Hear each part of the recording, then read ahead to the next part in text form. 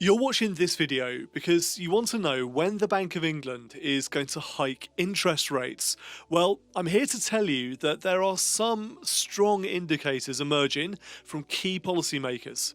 In this video, I'll show you how we can make some educated guesses about when they might raise interest rates and what that would mean for us as savers, borrowers, and investors. I'm Martin Bamford, a chartered financial planner, and if like me you've ever wondered when will the Bank of England raise interest rates, then this video is for you. Interest rates are at rock bottom right now, so any upward movement could be a big deal for borrowers, savers and for investors. And that's why I'm here today with an analysis of when interest rates are likely to start climbing. In the lower for longer camp to start with, two Bank of England policymakers have come out with comments that made me feel just a bit more comfortable about my base rate tracker mortgage.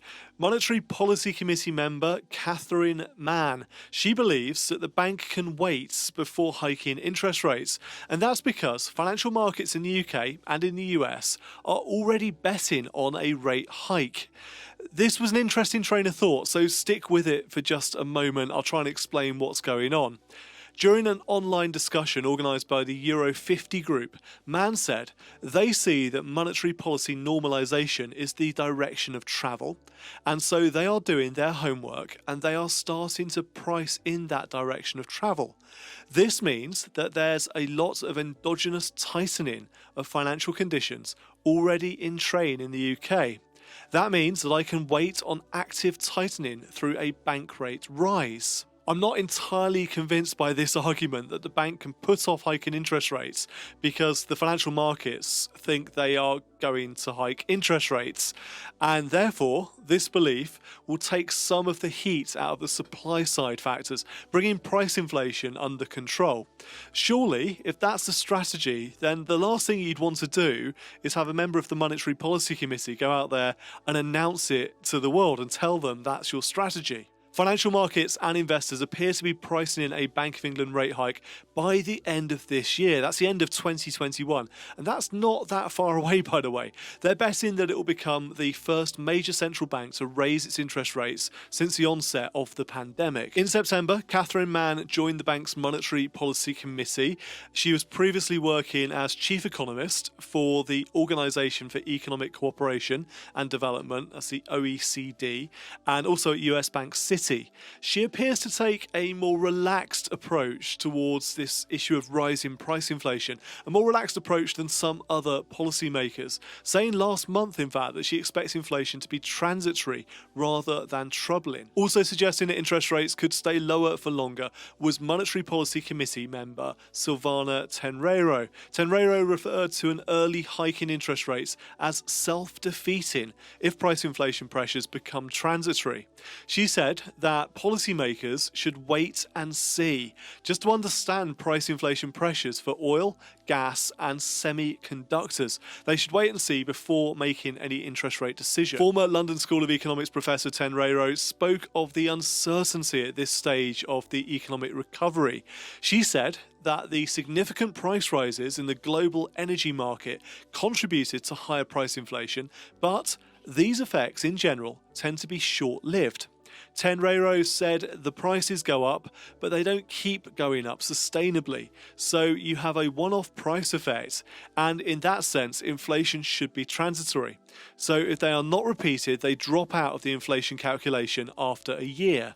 Typically, for short-lived effects on inflation, such as the big rises in the prices of semiconductors or energy, it would be self-defeating to try to respond to their direct effects. Tenreiro continued, by the time interest rates were having a major effect on inflation, the effects of energy prices would already be dropping out of the inflation calculation. If some effects were to prove more persistent, it would be important to balance the risks from a period of above target inflation with the cost of weaker demand. This idea of price inflation as transitory was the dominant school of thought at the start of this period of rising prices. After all, much of the inflation rise that we saw was and is due to a comparison with falling prices just a year earlier, back in the early stages of the pandemic. But I get the impression that the transitory inflation argument is starting to fade away a little bit now, as more economists and policymakers fear higher prices are here to stay at least for a little bit longer, and that might well require a monetary policy response. In other words, higher interest rates. Backing the move for higher rates, or at least keeping the option alive for the bank, that's Governor Andrew Bailey, who said the bank will have to act to curb inflationary forces, while also warning that higher energy costs will mean these price inflation pressures linger. In other words, not so transitory. Bailey was speaking to an online panel that was organised by the Group of 30, or G30.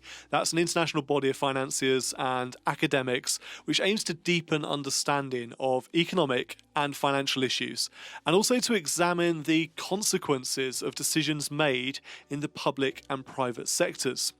Bailey said that while central banks like the Bank of England don't have the tools to counter supply disruptions, and we've seen a lot of supply disruptions recently, he still believes the recent rises in price inflation will be temporary. But, and this is the big but he believes officials need to seek to prevent higher inflation expectations from becoming entrenched. On energy costs, Bailey said that the higher wholesale prices will mean inflation will last longer, and it will of course get into the annual numbers for longer as a consequence. That raises for central banks the fear and concern of embedded expectations.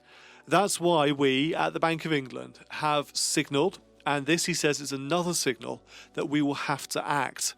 But of course, that action comes in our monetary policy meetings. So another signal that inflation expectations becoming entrenched could tip the hand of the Bank of England, of its Monetary Policy Committee, sending interest rates higher to help curb higher prices. And with 2 more Monetary Policy Committee meetings to go before the end of the year, before the end of 2021, what do I think the chances are of higher interest rates this side of Christmas? Well, no, I just can't see it happening, not just yet.